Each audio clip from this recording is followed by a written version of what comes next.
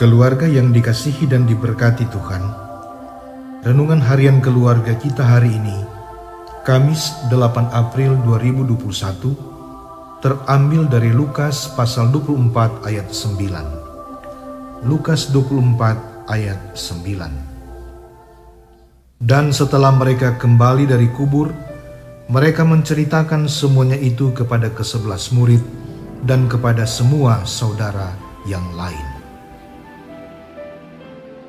Judul renungan hari ini, beritakan Yesus bangkit.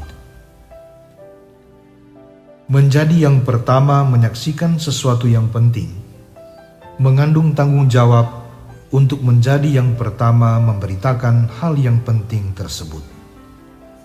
Paling tidak, inilah cara pandang yang harus dimiliki seorang jurnalis berita.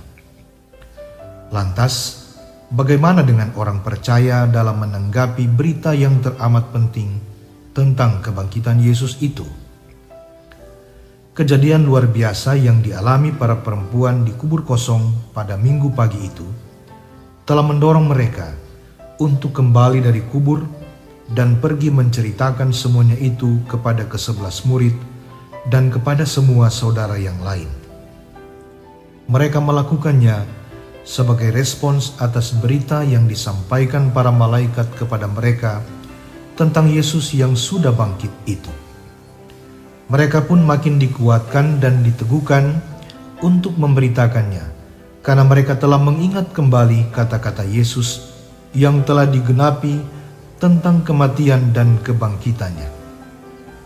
Dorongan dan tindakan untuk memberitakan berita sukacita itu bukannya tanpa tantangan. Di tengah masyarakat yang tidak memandang kesaksian perempuan sebagai kesaksian yang layak diperhitungkan dan dipercaya, adalah sulit bagi para perempuan saksi kebangkitan itu untuk memberitakan kepada para rasul dan saudara lainnya yang notabene adalah laki-laki.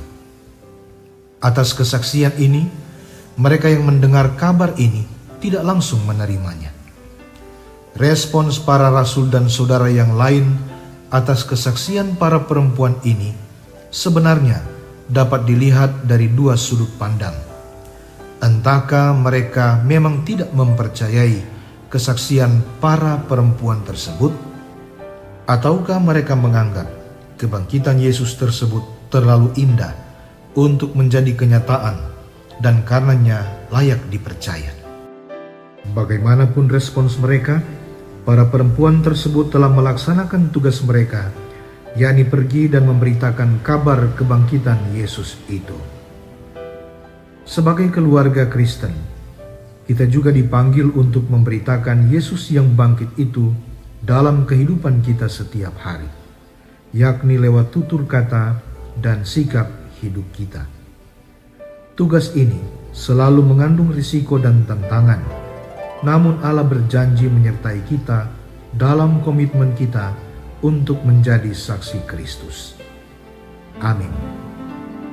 Mari kita berdoa.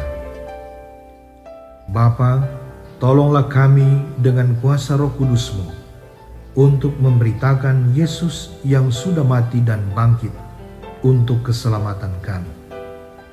Biarlah tutur kata dan sikap hidup kami boleh menyatakannya. Amin.